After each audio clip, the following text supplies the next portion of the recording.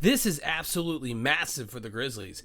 As we all know, Memphis received 4 first-round picks in the Desmond Bane trade, and one of those picks just got a lot more valuable today after the blockbuster trade that went down between the Suns and the Rockets. Hi, everybody. Welcome back to Grizzlies Digest. I'm Tristan Harlan here for another exciting time to talk about the Grizzlies. And before we begin, I want to remind everybody that 95.7% of you are not subscribed. And hey, if you like what you see, you like what you hear, you enjoy engaging in conversations about our favorite team, the Memphis Grizzlies, make sure you click that red subscribe button. It's everybody's favorite price, free 99. So yeah, the pick just got a lot more valuable. Of course, Kevin Durant getting traded to the Suns. What a trade that was. Jalen Green, Dillon Brooks, a whole bunch of picks going to Phoenix. Phoenix is probably going to be buying out Bradley Beal. A lot of Memphis fans are wanting them to call and see the price on Devin Booker. Things are going down in Game 7 of the NBA Finals. It's a crazy time to be a basketball fan.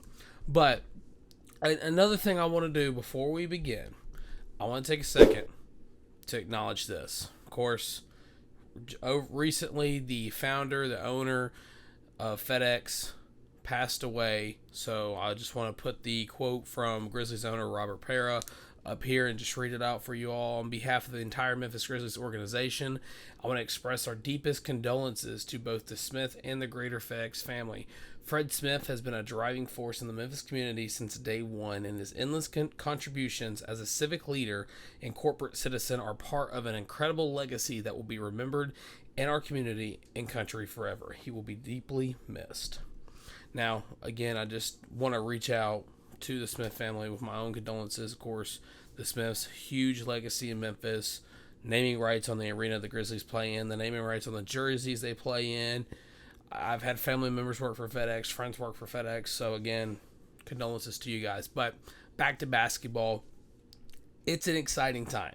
Now, it doesn't come without a little bit of work, so to speak, for the trade. Now, the pick that the Grizzlies got, okay, it's I don't know how else to put it, but it's kind of funky wonky, okay? If you don't know what that means, I'm sorry. It's just an expression, but we gotta rely on the Wizards. Now, I never thought that I would say that as a Memphis Grizzlies fan, but especially since Marcus Smart just got traded to Washington, they've played over the years, and not a rival or anything, just another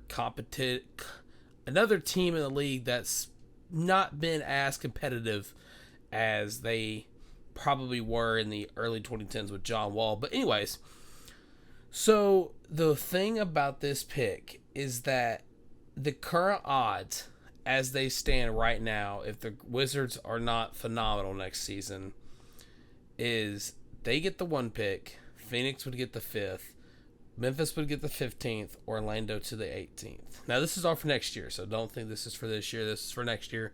So, if that was to hold and be correct, now we're an entire year away from that, Washington would stay at 1, Memphis would get the 5th pick and the 15th pick, and Charlotte would get the 18th. Now, another thing about that pick, if Washington's pick is in the top 8, they can swap with Phoenix. Orlando gets the least favorable of the Washington-Phoenix pick. Memphis gets the least favorable of the Washington-Phoenix-Orlando pick. And Charlotte gets the remaining pick. Now, if the pick is to drop outside the top 8, and that's Washington's pick, it goes to the Knicks and drops out of the swap order. Because the swap order currently has Washington, Phoenix, Orlando, Memphis, and Charlotte. Because originally the Hornets were set to receive the Suns' 26th first round pick, 4 teams had the swap rights. So now, after the Memphis-Orlando trade that sent Desmond Bane to Orlando for Kentavious Caldwell-Pope and Cole Anthony and those picks,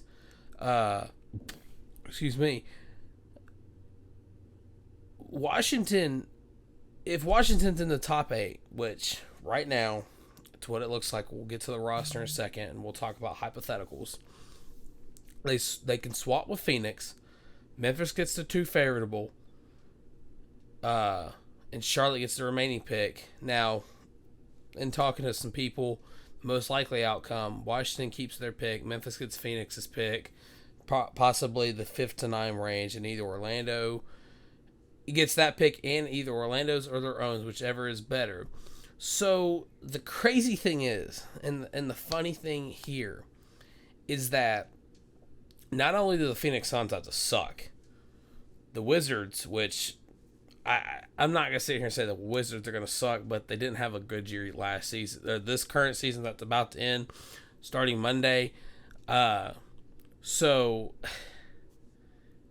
crazy. And this is all for 2026. This is not even for 2025. So the biggest thing here, and this is where I kind of want to go into my discussion. Memphis has a good roster, okay? They have a great roster. Free agency is going to have a telltale sign of where the Grizzlies are going to go if they're in the buying, selling, or they're in the contending mode. Personally, I think they're contending. I think they have the pieces to contend for a title. Now, the West is competitive, especially the Southwest Division. Katie's there, Wemby's there, Bane's in the East, so we don't have to worry about him. So the West is so competitive that I can't even wrap my head around it right now. Because, of course, Game 7, Indiana versus Oklahoma City, if they lose tonight or they lose in Game 7, they're going to look for a revenge and get back to the finals to win their first ever championship in organization history. But, and this is a big but, and I cannot lie, Memphis is in a weird state right now.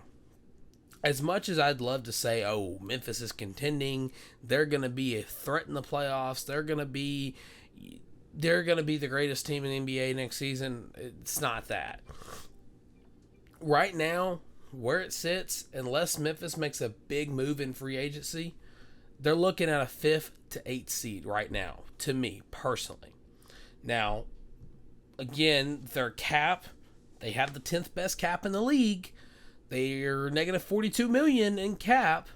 Of course, Santi Aldama's a up-and-coming free agent this offseason. Luke Kennard's a free agent this offseason. They've already announced they're not going to bring him back, so that's one person that's not going to be in a Grizzlies uniform come opening night.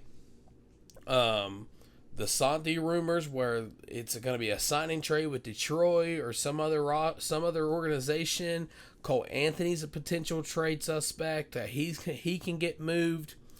But the big question is what does the draft pick mean for Memphis?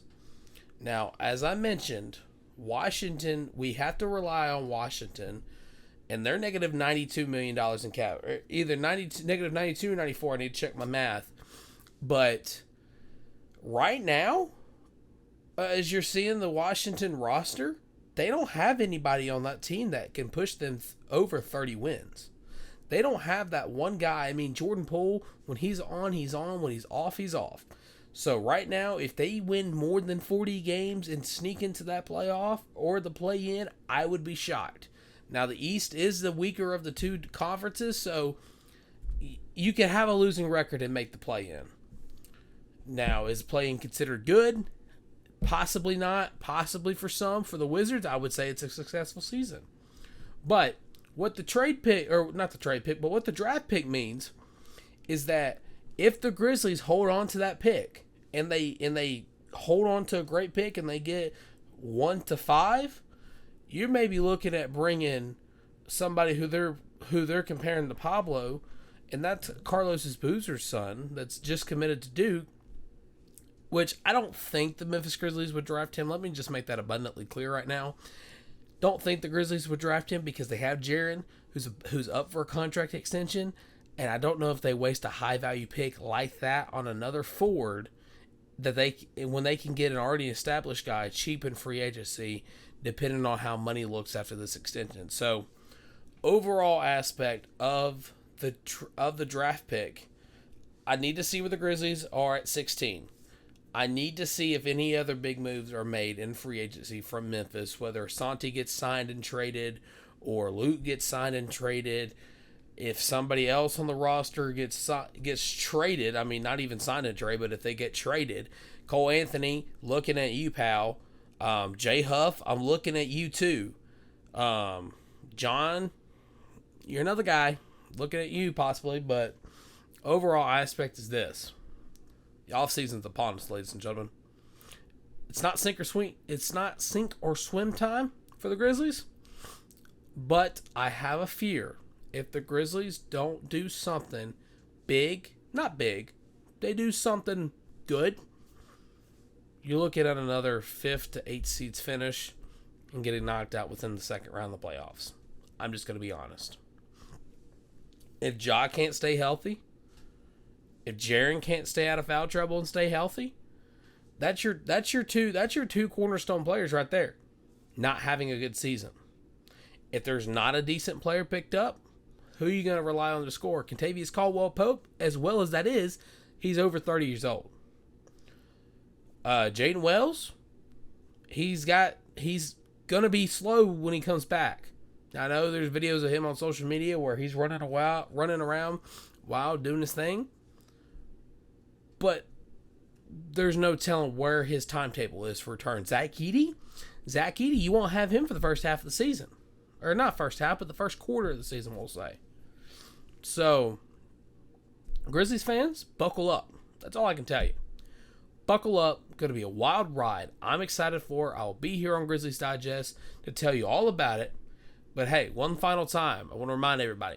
95.7% of you, that's almost 96%, are not clicking that subscribe button. We're on the quest to 1,000 subscribers. So make sure you're clicking that red button that says subscribe. You ain't even got to click the bell. Just make sure you're clicking that subscribe button and come back for more Grizzlies Digest. Because I'm Tristan Harlan signing off, telling you that we don't bluff and to take that for data.